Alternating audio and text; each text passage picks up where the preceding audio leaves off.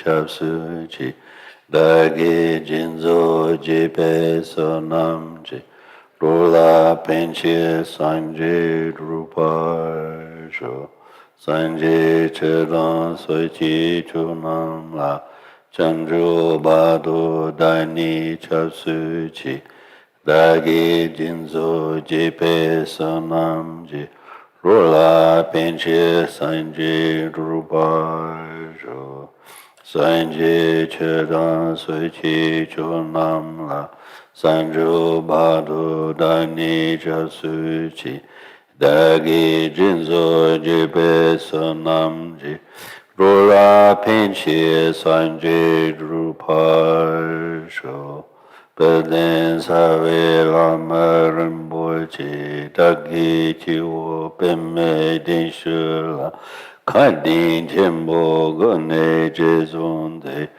kusong tu che nerdra saldo so.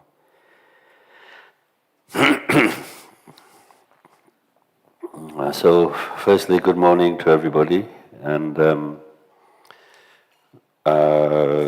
we completed yesterday all the teachings on presenting the Shentong Madhyamaka view according to the sutra tradition, so to speak. And if you remember, then what follows this is the practice of the view, of meditating the view, in connection with the mantra view, the perspective of put forward by the Vajradhara Buddha in the Tantras.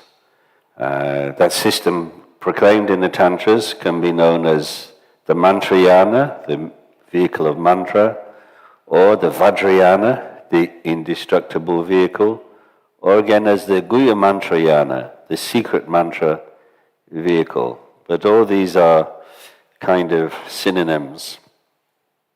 So, before we study exactly what Jamgon Control Lodro Thai says here, maybe it would be helpful just to clarify a little bit more for you on what is meant by talking about the mantra view, the mantra system, and how this fits together with the general teachings of the Buddha and what is distinct about it. Because otherwise it won't make much sense, I think. So of course we don't have much time, so I'll just say make a few points, which you can perhaps follow up again at some later time. Actually, commonly it's said in the Dharma world that there are three vehicles through which one travels to the goal. The Hinayana, or Shravakayana, the lesser vehicle, the vehicle of the disciples. The Mahayana, the great vehicle through which one travels to Buddhahood for the benefit of others. And then the Vajrayana, or indestructible vehicle, the Mantrayana. That's a valid perspective because there are differences in the systems of practice taught in these three vehicles. But also it can be misleading because in fact another way to categorize the teaching is like this, to understand that Lord Buddha proclaimed the Dharma teaching in response to the motivations of followers, and they fall into two main categories. Those who follow the Dharma in order to gain their own personal liberation, even if they're not simply aiming for a samsaric goal of a good rebirth, as far as they will go will to wish for their own personal liberation from samsara. But the second category of followers of the Buddha are those who have a greater motivation, a vaster motivation, which is of course summed up in the word bodhicitta, the aspiration to become a Buddha for the sake of all beings. And this second category of the Buddha's teaching, the Mahayana, the great vehicle, we can understand is itself twofold. A common Mahayana taught by the Buddhas in the Mahayana Sutras, in which one aims to arrive at Buddhahood in the future now by now gathering the accumulations of merit and wisdom through primarily the practice of the 6 paramita, the 6 perfections, but with the understanding that Buddhahood is some way off, somewhere to be achieved in the future. And the main form of practice is about gathering the causes that will come to fruition in the future, when we can manifest the 2 bodies of a Buddha. So we call that the common Mahayana, or the causal vehicle, or the Paramitayana, the vehicle of the perfections, because the primary practice are the 6 perfections. However, alongside that common Mahayana, we can say there is an uncommon or special Mahayana, which is exactly that which was taught by Vajradhara Buddha in the Tantras.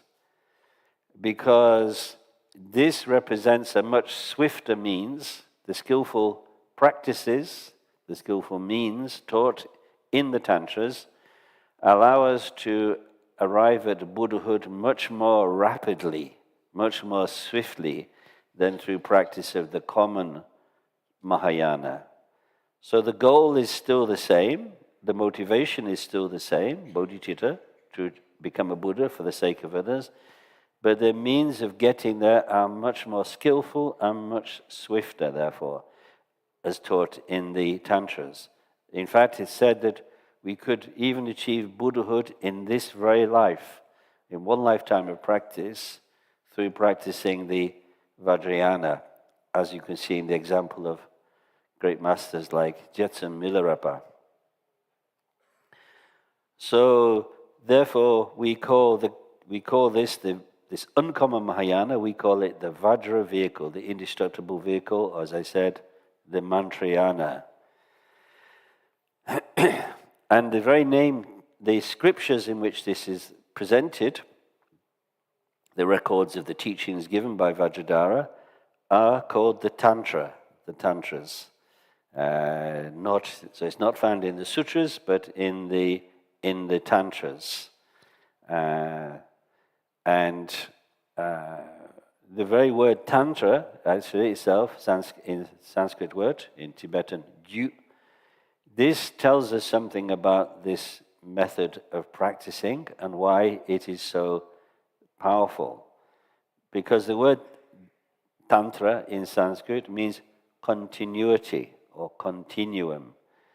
Because it's taught in the Tantras that essentially there is no fundamental difference between the mind of an ordinary sentient being and that of a Buddha. That the nature of our mind right now is the union of luminosity, clarity, if you like, and emptiness. And it is the same with the Buddha's mind. Their mind is, again, the union of luminosity and emptiness. The only difference being that we, sentient beings, have not recognized this, and therefore for us, samsara develops out of our non-recognition of our mind. Whereas for Buddhas, there is pure vision. We have impure vision, not recognizing our nature and not recognizing the nature of other beings. Buddhas have pure vision.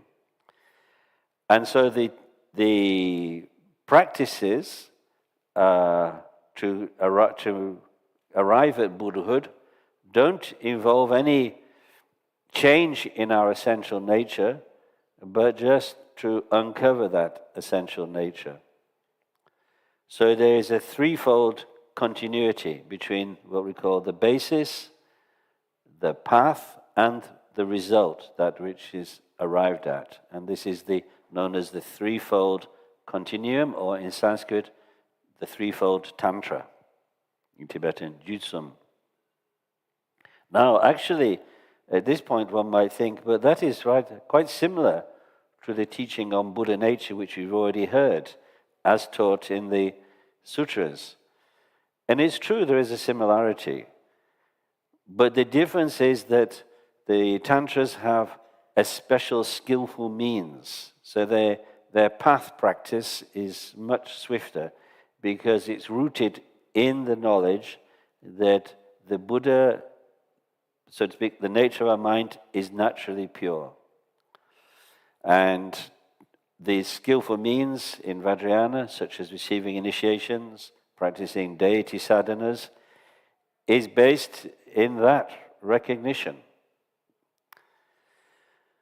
So, though there is that similarity, which makes the Buddha nature teaching a kind of link to the practices of the Tantras, the practice of the Vajrayana, there is a difference in means, in the continuum of the path. Now, actually, the Tantras given by Vajradhara Buddha, which were given first of all in the Pure Lands, like primarily in the Buddha realm of Akinishta, by Buddha manifesting in the form of Vajradhara, they were later presented during the life of Shakyamuni by him, and also in other ways. They appeared in this world. And if one asks how many Tantras were delivered, well, an incountable number, it's said, were given in the Akanishta and the Pure Lands. And even in this world, in India, during the life of the Buddha and afterwards, there are many Tantras that were delivered, that were transmitted to human followers. And of that large number, a certain number were translated into Tibetan, and therefore their transmission is still preserved. If one asks, does the practice of any of the Tantras lead to Buddhahood in this very life? The answer is no, because actually the great scholars, for instance, of our tradition, of Kagyu and Sakya and so on, say that one can identify 4 different sets, 4 different classes of Tantras proclaimed by the Buddha. And the first 3 of those sets, the lower Tantras, if you want to call them that, the Kriya Tantras, the Charya Tantras, and the Yoga Tantras, they do not lead, the practice of the methods contained in them does not lead directly in one lifetime to the level of supreme Buddhahood. But nevertheless, through practicing them, we gain many helpful qualities, many helpful accomplishments, or siddhi, as they're called in Sanskrit, which speed up our practice of the path, such as the siddhi of longevity, the siddhi of pacification of obstacles, the siddhi of attracting positive conditions, and the siddhi of roughly subjugating the obstacles to the Dharma. These are called the 4 karmas. And primarily the practice of the methods taught in the lower Tantras is about gaining those accomplishments. But the highest of the 4 Tantra sets, which is called Anuttara Yoga, Supreme Yoga, or Incomparable Yoga Tantra, through the different Tantras belonging to this class, such as Chakasamvara, Hevajra, Guhya Samaja, or Kalachakra, through the practices of what is contained in those Tantras, we can arrive at the level of Vajradhara, Supreme Buddhahood, in one lifetime of practice. As I mentioned, look at the example of Milarepa for this. So, how does one enter into Vajrayana practice? Well, it's said in the Mahamudra Tilaka Tantra that it's necessary, it's actually said in many Tantras, but just to take one, that it's indispensable to receive initiation. to receive what is called in Sanskrit abhisheka, or in Tibetan wonko. I mean, there are different types of initiation, but the essential point is that without the ripening or maturing that takes place in initiation, it is not possible for our body, speech and mind, or in more detail, our 5 aggregates, to actually manifest in the pure form of the Buddha. It's just not going to happen. Like as the Mahamudra Tilaka Tantra says, thinking that one can gain accomplishment without obtaining initiation is as foolish as thinking one could make oil from pressing sand. It cannot happen. So the initiation is absolutely indispensable, and in fact it's stressed by many masters that to attempt to practice the Vajrayana without having received the necessary initiations doesn't only lead to no result, but actually can sometimes even lead to negative results. So initiation from qualified Vajrayana masters is absolutely essential. And itself, to receive those initiations, requires that we have also entered the Dharma properly through taking refuge, and entered the Mahayana properly through generating bodhicitta, symbolized by the making the bodhisattva vow. So all that, there's much more one could say to kind of distinguish to situate the Vajrayana, what it is, what it's for, how it is, in fact, a special part of the Mahayana from one perspective. From another perspective, it's a third vehicle. Both of these understandings are correct, are valid, and how we would enter into it. So now, Jamgon Kongtrul is going to relate the Vajrayana through accomplishing the Shentong view. And that needs some qualification immediately, because one might say, oh, is this going to be another view then? Is this going to be another, as we call it in Tibetan, tawa, another way of seeing the nature of reality? No, it is not. It is the same view, but rather the methods for accomplishing this view are distinct. There are a special set of methods derived from the Vajrayana for realizing the view of the true nature of reality, which in Shentong perspective is none other than the Buddha nature. That is a very important point to not fall into the error of thinking that the Vajrayana is teaching something different about the nature of reality. It is not. And that is the same whether one is a Shentompa or not. One must see that the Vajrayana is simply a very skillful means of realizing the proper view of the true nature of reality. But the proper view itself is identical between the sutras and the Tantras. Maybe the language is a little different, and the means of meditation are a little different, but the view is the same. So it's not a new view that is going to be introduced here by Jamgon Kongtrul Lodra Thaye. So he divides his teaching here, as he did with the presenting the Shentong from the sutra perspective. He divides it into two. First, the theoretical section, if you like, how to understand, how it is to be understood, and then the actual practice. But I should say right away that although he's going to describe the actual practice in another way he's not. Why? Well, because Jamgon Kongtrul Lodra Thaye, as a consummate master of Vajrayana, is not going to break the 7th root downfall. The 7th root downfall is, along with the other 13, comprising altogether 14 root downfalls, what you're bound by when you've received a major initiation in yoga or anuttara. And the 7th root downfall, 7th breakage, would be to reveal the secrets to those who have not received the appropriate level of initiation.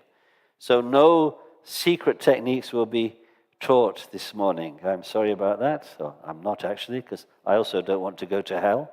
But rather a kind of quick kind of summary of what the practice would mean in terms of realizing the Shentong view. That is permissible, but not the actual real details of how to do it. So first then, how to understand.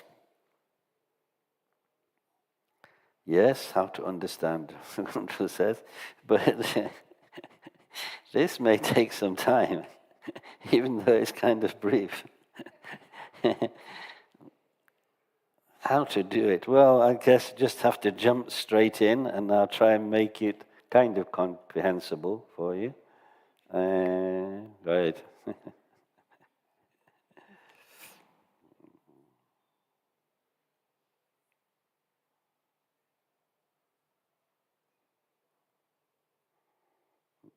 Okay.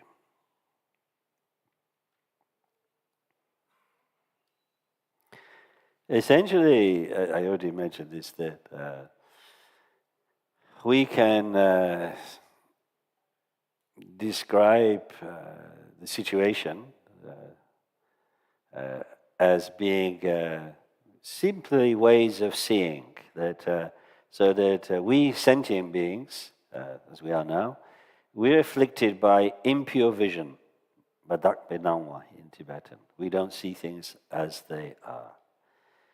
And but the Buddhists are, of course, endowed with pure vision. They see everything exactly as it is, without distortion. And specifically, therefore, we sentient beings, our impure vision is in a way ourselves and our world, who we think we are, what we think the world is, and how therefore we experience suffering because of this. That is impure vision. Buddhas, they see themselves as Buddhas, as they truly are, as we truly are, but we don't know it because we're afflicted by impure vision. So it's as simple as that. There's impure vision and pure vision. Are they seeing different realities, different worlds? No. There's one reality, one nature. We don't see it, and therefore all this samsara manifests. They, however, see the true nature, and for them, therefore, one might say, that's nirvana. That's the nature of being a Buddha. So it's like one reality, two different visions, one based upon misunderstanding, one based upon wisdom. Of course, in a way, experientially linking those two visions, there's the whole path of practice, which we call the experiential vision, the vision of experience that arises through doing the practices. So, he's going to, in this paragraph here, Jampa Thaye in a way is going to describe the situation, as I called it, from both perspectives, the impure perspective and the pure perspective, the impure vision and the pure vision. So he says this: the outer world, which we could call the container, the environment, is called the container, the nu in Tibetan, because it contains all sentient beings. The outer world, the container, and its contents, that's sentient beings, that is, everything that arises in the form of the three realms, the desire realm that we and low gods and the lower realms as well, animals and ghosts and hell beings inhabit, it's called the desire realm. Above that, the form realm, where much purer gods like Brahma dwell apparently, and the formless realm, where those gods are simply absorbed in the contemplation of formlessness. All this, the totality of samsara, from the depths to the so-called heights, all that we experience as our world right now, arise as the miraculous display of the inner channels, the winds and drops, like an appearance in a mirror. Like an appearance in a mirror means, of course, appearance is clear and distinct, but it is not real in the sense that what we see there, we couldn't take the mirror apart and find and bring it out of the mirror. It's simply dependently origination phenomenon. Clear, distinct, but empty of any intrinsic nature. So it is with the outer world. Well, we've heard that before, of course, in this teaching, that whatever appears is nothing more than the manifestation of mind. But now, that explanation of where impure vision arises from is a little bit more specific. Because instead of simply saying it's all the projection of imprints in the mind, which is true, it is, karmic imprints affecting the mind, he says it arises as the miraculous display of the inner channels, winds and drops, the Sa, Lung and Tigle in Tibetan. Because in the Anuttara, not in the lower tantras in any complete way, it's hinted at in lower tantras, but it's not spelled out. But in the Anuttara, it is tantras, it's explained how, in fact, just as our mind is right now, comes into this life at the moment of conception, but is accompanied by the imprints of karma, which will cause the mind to be distorted by dualism, the idea I and other, subject, object, and so on, which then gives rise to the disturbing emotions. That parallel with that distorting influence on the mind of the karmic imprints, causing duality, the mind, as it's embodied in our body, also produces dualistic structures and patterns. Because the energy of the mind, that which causes it to move, is wind, we call it. Lung in Tibetan, or Vayu in Sanskrit. The gross form of this wind is the outer breath, but its subtle form is that which makes the mind move towards objects. And right now, our winds, so to speak, that energy is impure, afflicted by karma and dualism.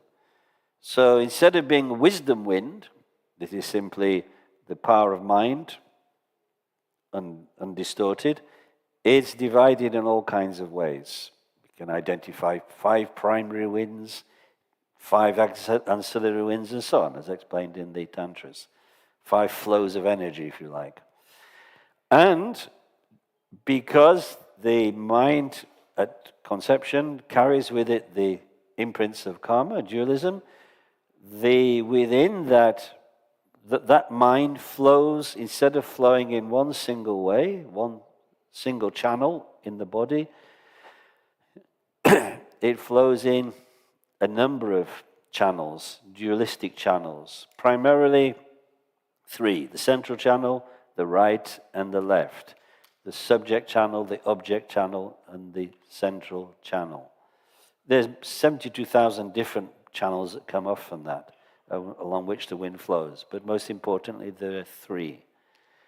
And as a further kind of manifestation of this duality affecting the mind, as the mind is embodied at conception in the union, humans at least, and animals, it's embodied in the unifying force of the male and female drops, the tigle, the drops, the bindu in Sanskrit.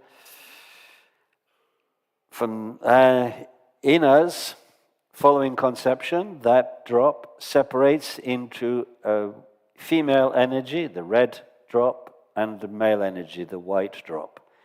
So altogether, duality exists in us from the get-go in the form of the right and left channels, the different winds, and the separation of the drop, of the bindu, into white and red elements. There's more further elaboration of all this into 5 elements and so on and so forth, but we don't need to go into it.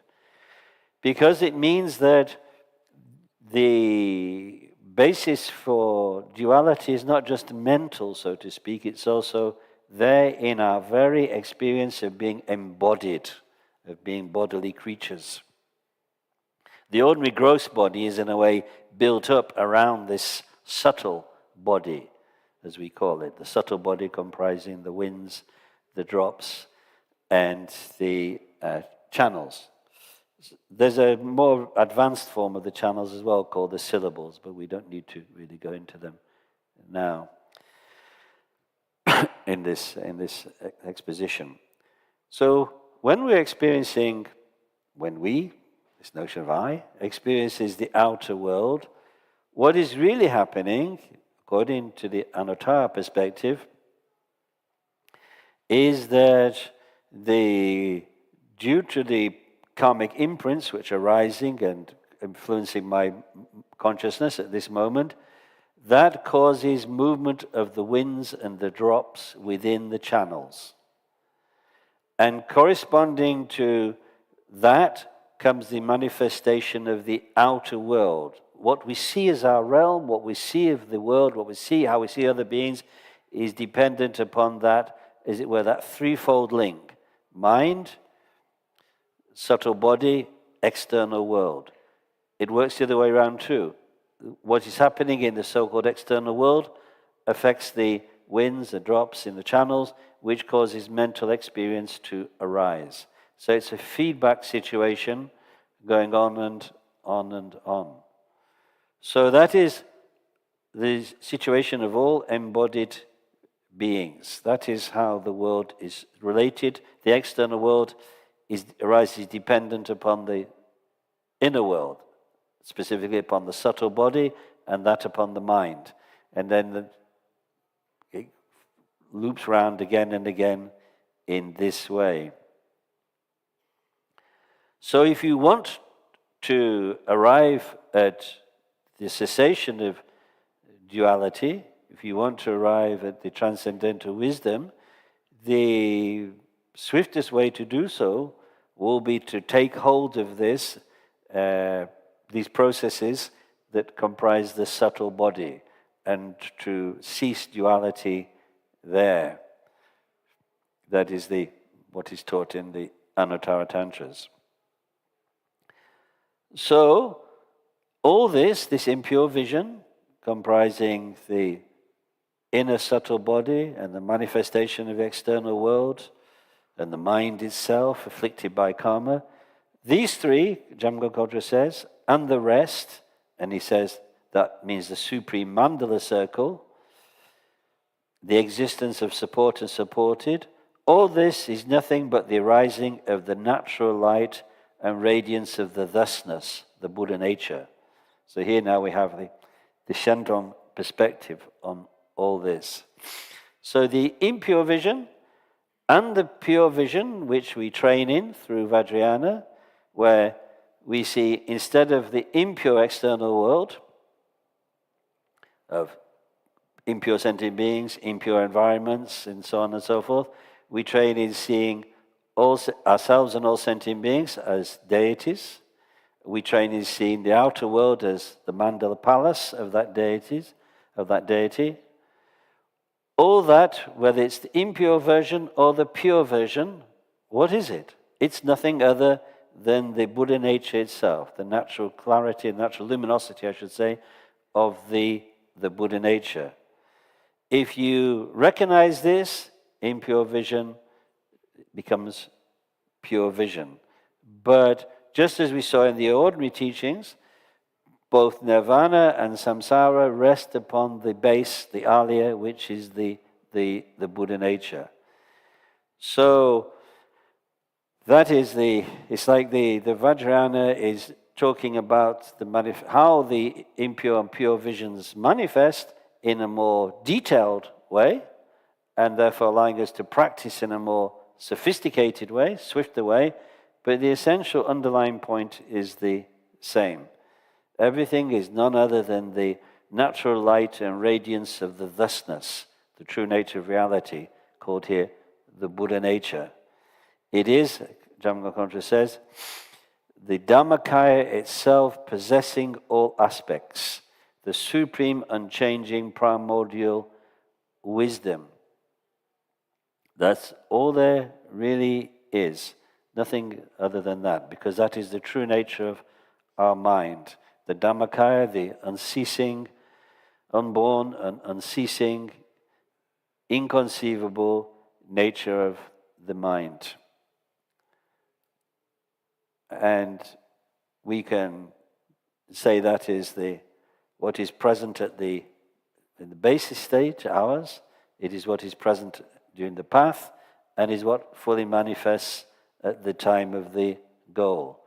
And that is no other, that Dhammakaya is just simply a name for the unchanging primordial wisdom possessed by Buddhas, as it were, fully manifesting it, but possessed by us even now, though in a subterranean and a hidden way. One analogy used for this in the Tantras is to say, actually it's like copper. With copper you can use it for very low things like making drinking bowls for dogs, or you can use it to make Buddha statues. But did copper ever change? No, not at all. It never became anything other than what it always was. Similarly with this unchanging primordial wisdom, which is the basis of our mind, it did not change. It's either, but right now for us it's hidden, and at Buddhahood it will become manifest. And this again illustrates the meaning of the word Tantra or continuum. But the Shentong perspective is that is exactly what is taught in the common teachings by the name Buddha nature. So Control continues to give some more kind of theoretical, Jampa Control continues to give some more theoretical perspective, so to speak. The meaning of the term Tantra, I kind of alluded to this already, is taught, is that the term Tantra points to or designates the unbroken, and that unbroken means something that's continues, that is a continuum, that is never stopped, is the unbroken, unchanging nature of the union of bliss and emptiness of the ultimate Dhammadhatu. Dhammadhatu meaning here the true nature of reality, the true nature of all phenomena. Dhammakaya is that which is possessed by somebody who's recognized the Dhammadhatu. Their ultimate nature is the Dhammakaya. What they've recognized is the Dhammadhatu, the true nature of all phenomena, the true nature of all dharmas. So that is what continues from the state of a sentient being to the state of a Buddha and all the way through the path. This unbroken, unchanging nature. And what is that nature comprised of? The bliss and emptiness of the true nature of reality. But the stress on bliss here is particularly characteristic of the Tantras. So again, the view is not, that's being presented is not different from what was taught in the common section, the sutra perspective, but this is alluding to the very means of realizing the true nature, the Buddha nature. It will be through the union of bliss and emptiness. Dewa and Tompanyi. In this respect, Jamgon Control says, the phase of the basis, the Jidu in Tibetan, the phase of the basis, which we usually call the stained thusness. Stained thusness is what it's called in the Jude Lama, in fact the supreme continuity. In the Tantras, that's called the Causal Tantra. So now he's trying to make some equivalents. How it's termed in the sutras and how it's termed in the Tantras. So you can see that although the terminology is different and the means of practice may be different, It's not a new view, it's not a different view, it's not even a higher view. It's the same view, the same understanding, but just presented with slightly different terminology, reflecting the difference in practice, the difference in skillful means. So in this respect, what is called in the common teachings, the phase of the basis, the starting point, the stain thusness, like remember the 9 examples of the Buddha nature, is it exists in us. It exists in us fully, but is covered by those obscuring incidental phenomena, such as the fading lotus flower, the tattered rags, and so on and so forth. So in us, the Buddha nature seems to be stained, seems to be covered over. That state, our state, is referred to in the Tantras, however, as the Causal Tantra, meaning the continuum in the phase of being the cause, that which will manifest as the result through practicing the phase of the path, but which is not yet connected with the path. So all of us, the nature of our mind now, you can call it the stain thusness, the stain Buddha nature, or you can call it the Causal Tantra. Same thing being pointed to with different terminology. The phase of the path, which in the common teaching is called the gradual appearance of the reality of the true nature, the Buddha nature, Dhamma here, signifying the Buddha nature. So in the common teachings we saw it's like, as explained in Nimpo Tempa, there's a gold inside some kind of base metal, some impurity, some pollution, and you rub it away through practicing the common path, the Bodhisattva path, until finally only the gold appears. But the path is when the gold is starting to show but is not fully uncovered. So that phase of the path is called, in the Tantras, in the Vajrayana, it's called the path of means Tantra.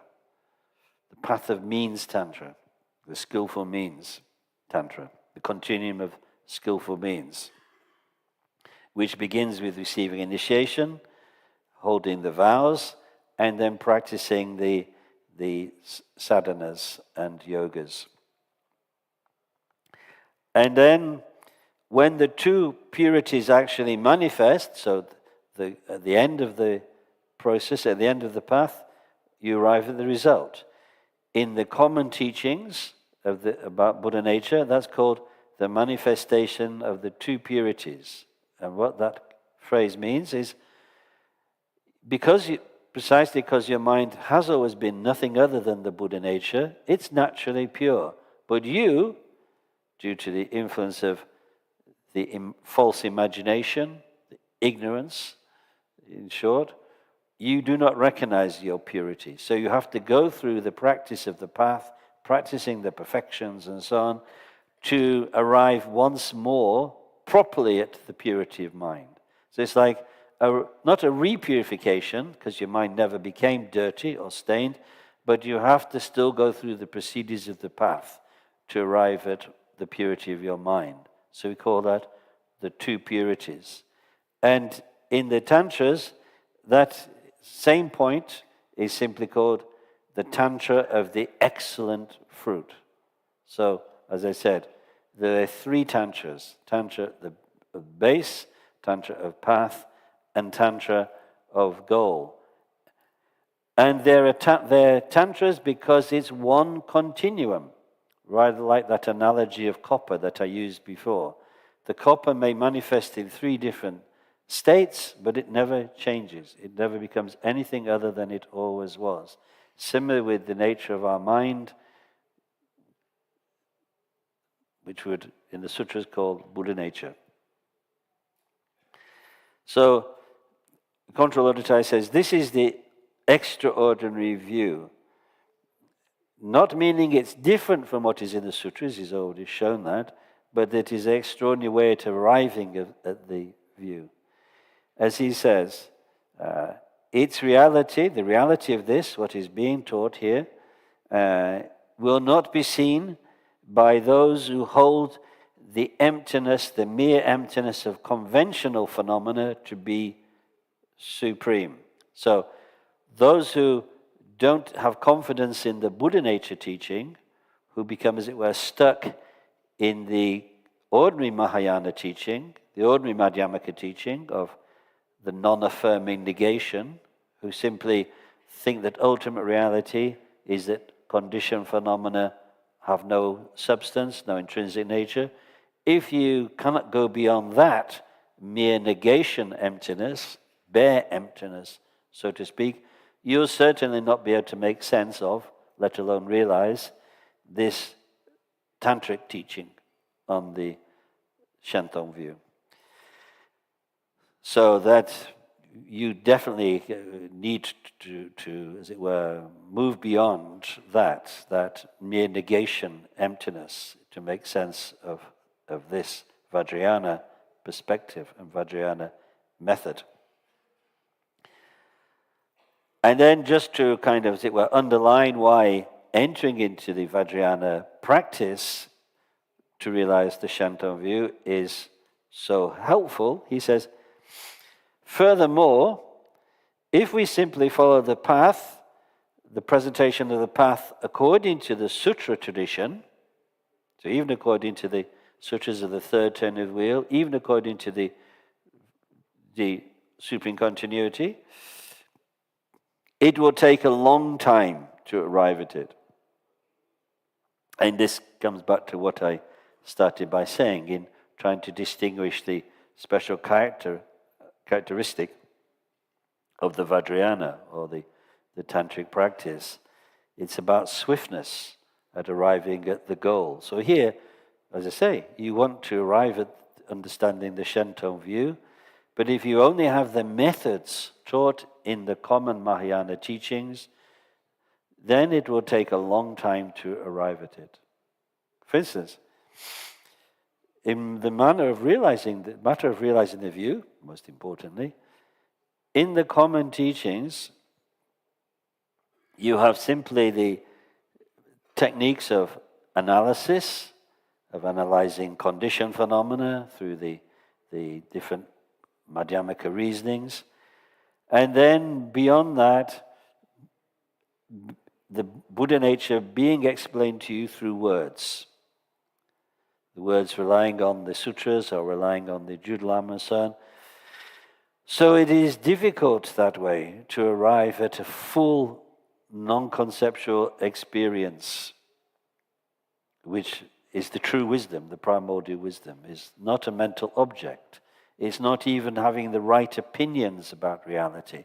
It's not even having the right opinion that my mind is a Buddha.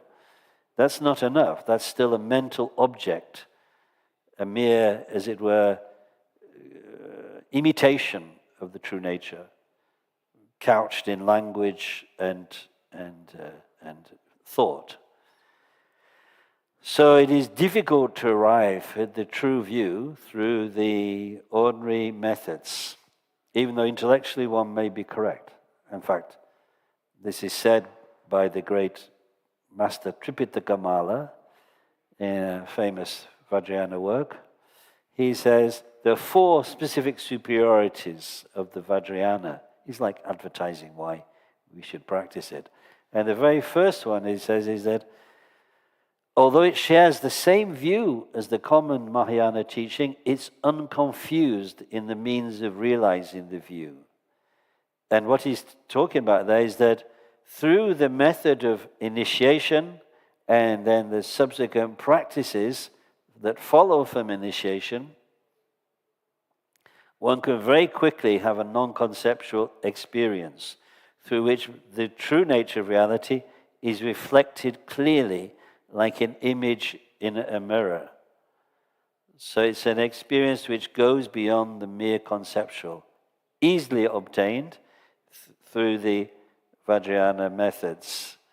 So that's why Control says, if you don't if you simply rely upon the sutra methods alone, it will take a long time. You get there, but it takes a long time. Now, I know you're all desperate to know, how long does he mean? Well, I'm not sure if I should tell you this, but what the hell? Actually, it's said in the Tantras that by relying upon sutra methods only, the quickest we can achieve Buddhahood is 3 incalculable eons. And I'm no mathematician, but that is clearly a very, very long time. So that is why, of course, it's said to arrive at that goal of Buddhahood for others, which one is committed to do, the swiftest means is to enter Vajrayana, if we can.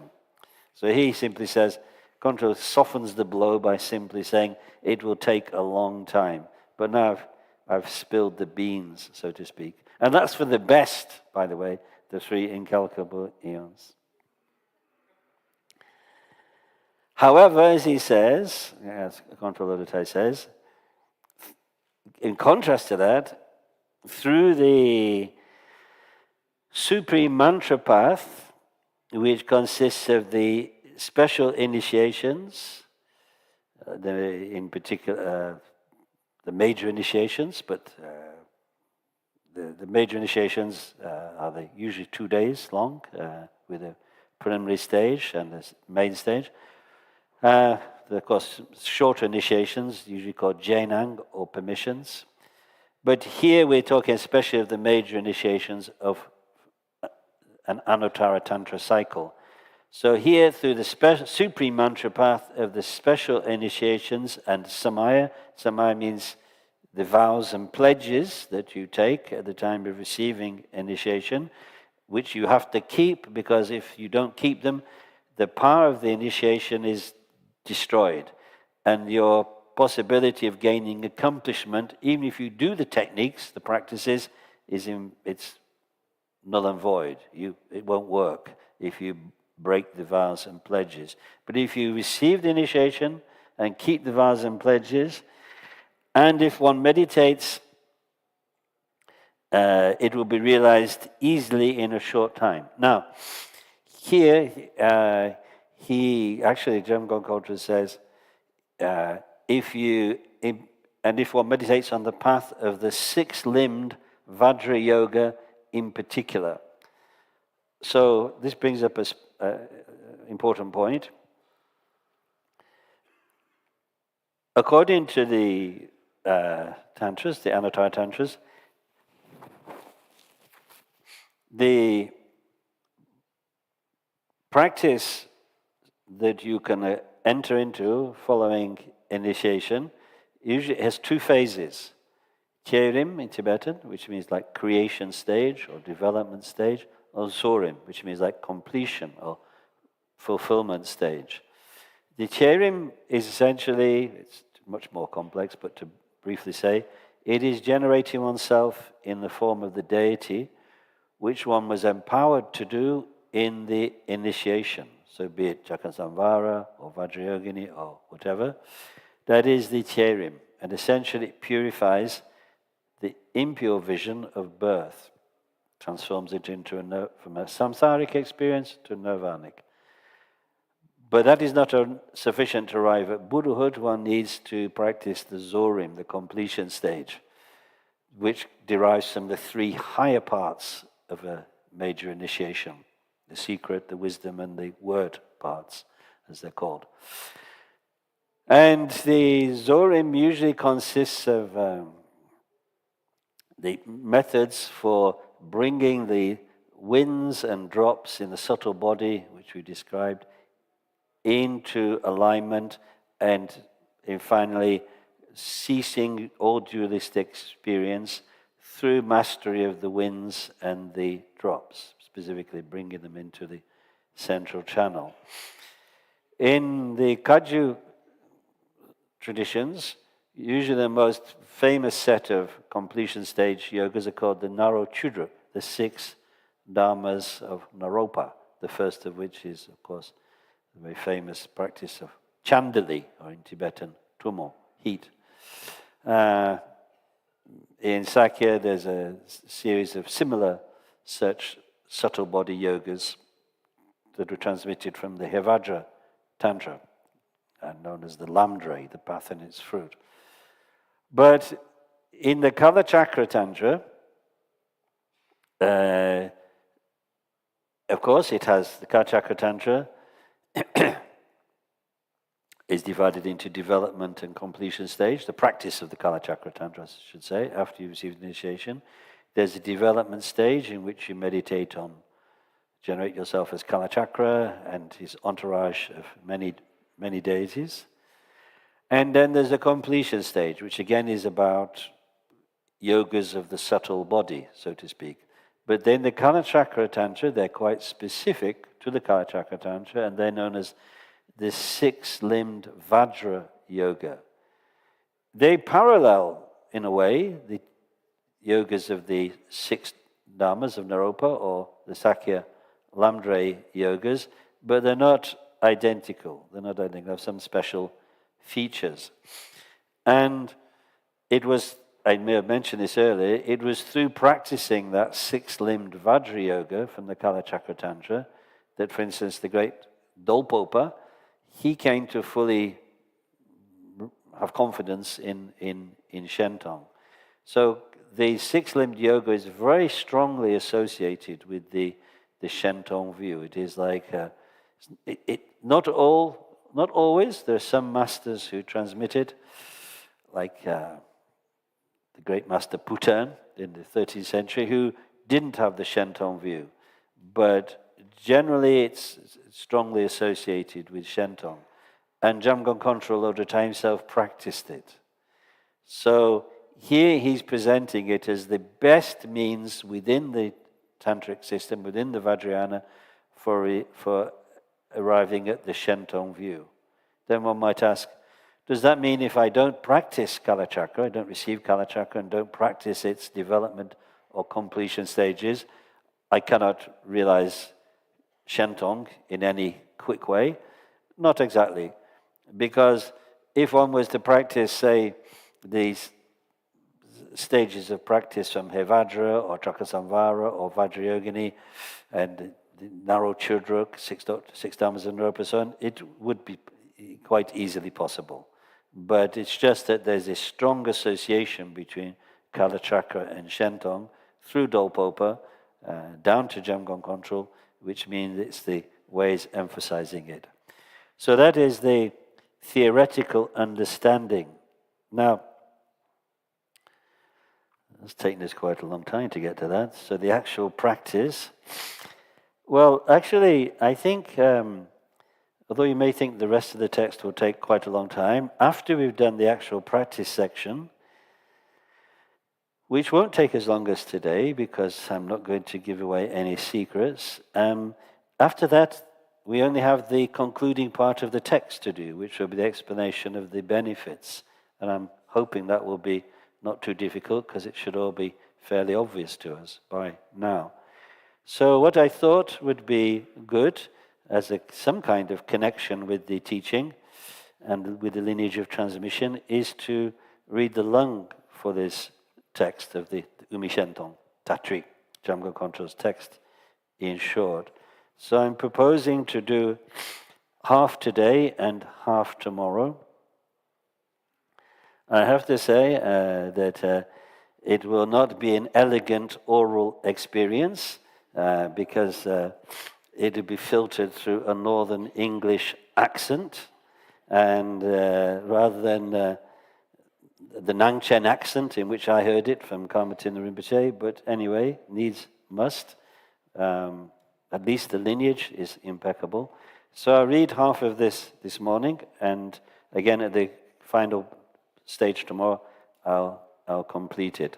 So let's then this morning end with the lung, and at this point we say goodbye to our viewers, because I cannot transmit lungs through electricity. Maybe there's some masters who can, but